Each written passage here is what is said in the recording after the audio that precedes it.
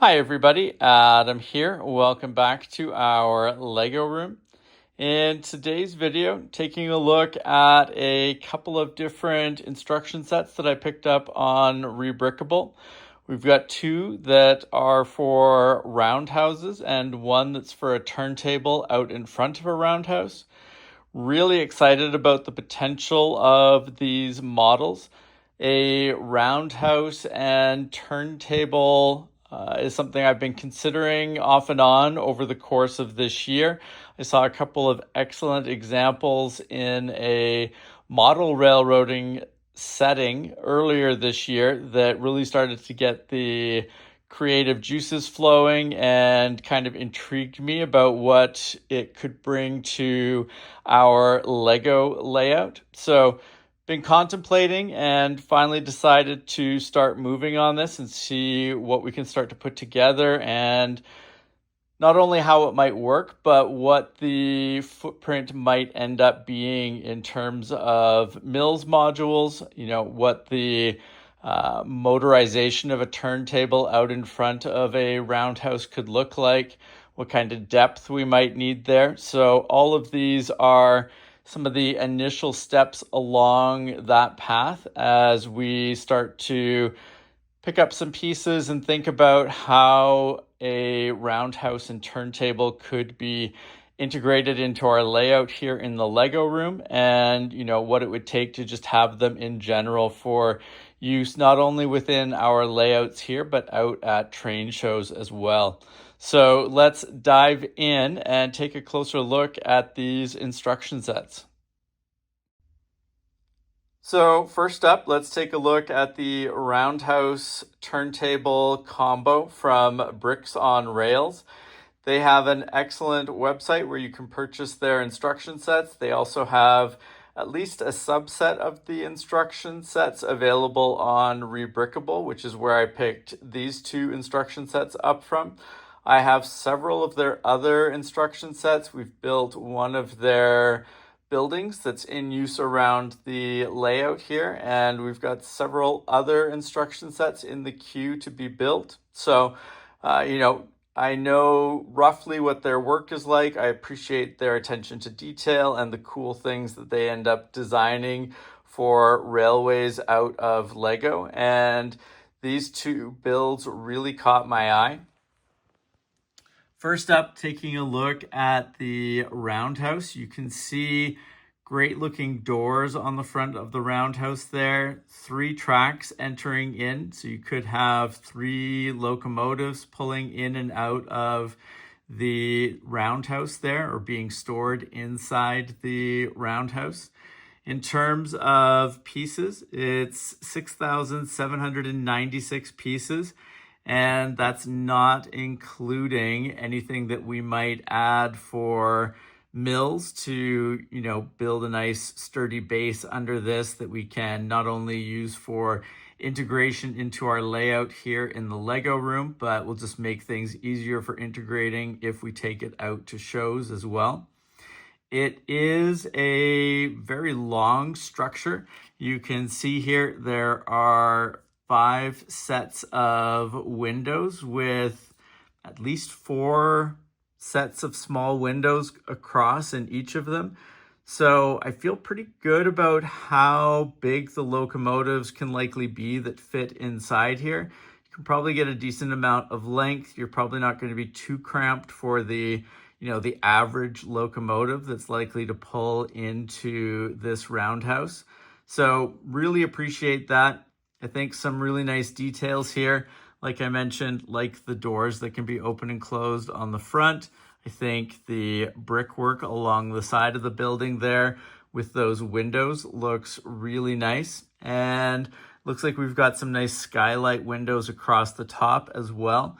Really cool potential, I think, with all of those windows for having some lighting inside and being able to add some extra wow factor to the building, but also just like the amount of sort of visibility to the interior that you're likely to get through all those windows, which will allow you to be able to appreciate some of the locomotives that might be parked in there as well.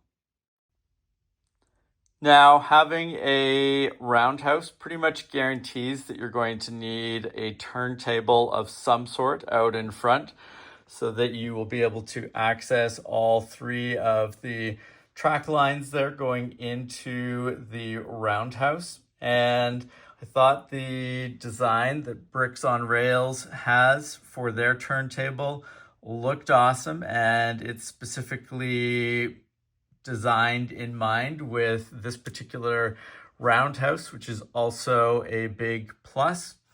I like the fact that their design can be hand turned. So if you don't have any power to it, you can move the track appropriately to get locomotives into and out of all the bays in the roundhouse here.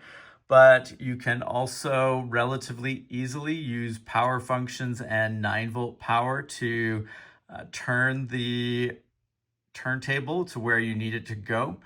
I assume that you could use powered up as well. I won't know for sure until we sort of start walking through the build and putting things together, but I feel like that's a pretty safe assumption. In terms of the design here, really like the look of the control room on the turntable there. And I think the turntable, it looks anyways like it's got a decent amount of length to it in terms of, or, I guess which would dictate basically the size of the locomotives that you could store on the turntable and then run into the roundhouse. So definitely want to make sure that we can get all of our standard locomotives around the layout in and out of the roundhouse. Otherwise it would lose some of its coolness and, utility. So that's something that we'll be looking into more, but I do like the size overall. It looks like it should have enough length for a lot of our locomotives, if not all of them. In terms of parts, it's 1,332 pieces to build, and it looks like we're gonna have to do some tests as we start to dig into this, but it looks like it needs to be the module itself needs to be slightly lower than the standard table height, because it looks like we've got, say, roughly three bricks high from the base plate there to the underside of the track there. So I don't think it would work right out of the box connecting into the roundhouse if all we had was tables at one height, but we will do some tests with that. We'll see what's possible, what the restrictions are there, and then how we might go about dealing with that and having it, integrate not only, like I said, into our layout here in the Lego room, but I'd want to figure out a plan for how that would be used out at train shows as well. But overall, I feel like that's, those are problems that we can solve, things that we can figure out. It's just going to be a matter of sort of itemizing things and then coming up with solutions. Now, I did pick up an additional roundhouse design on Rebrickable by Mikey Brickalloti.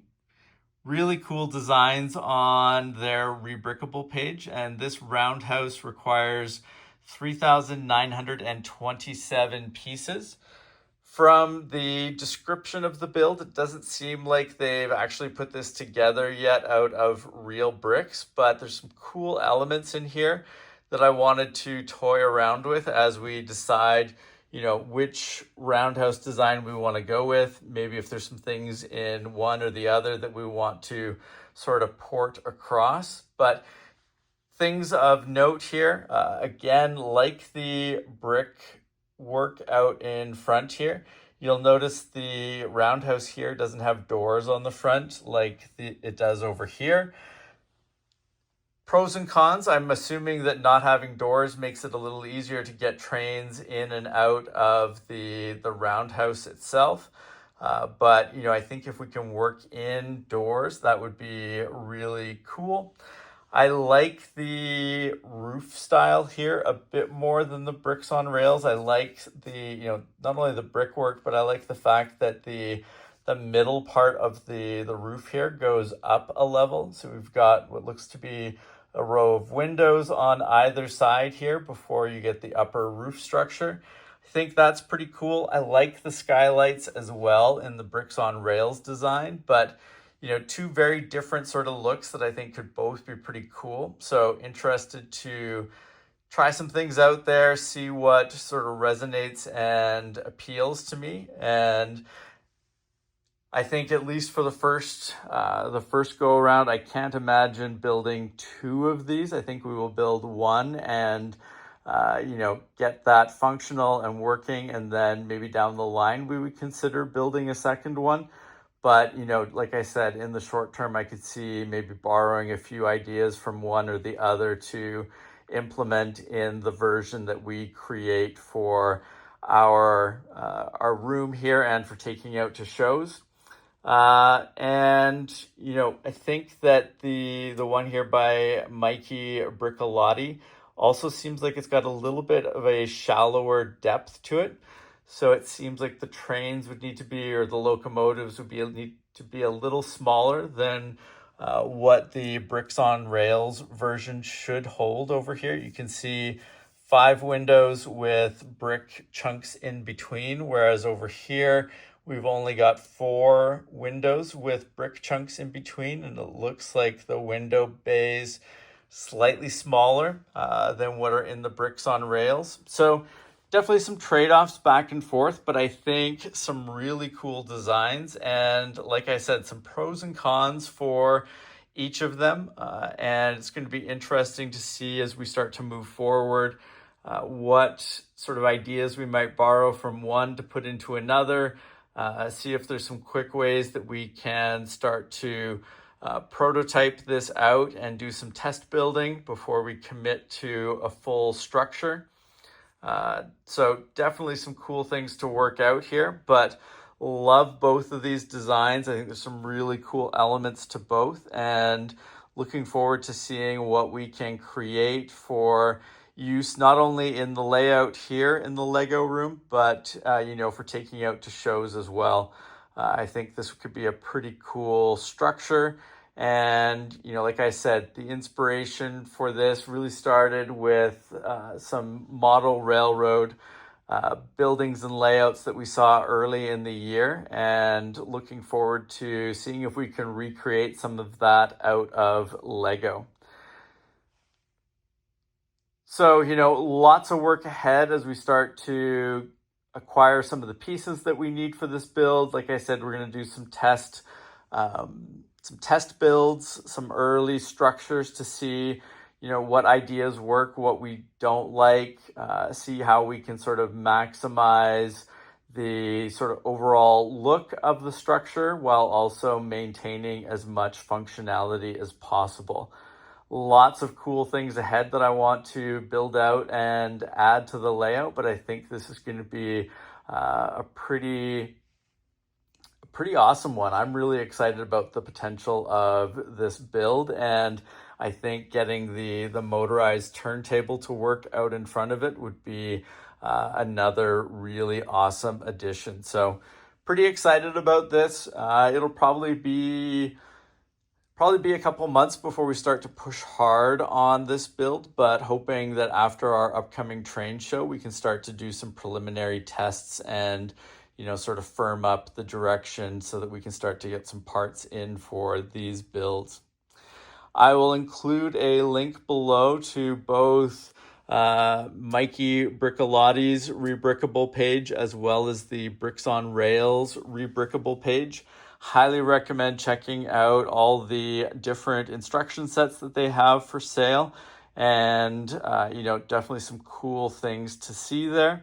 And if you have not subscribed to our channel, please make sure to do so that you don't miss out on any of our upcoming videos.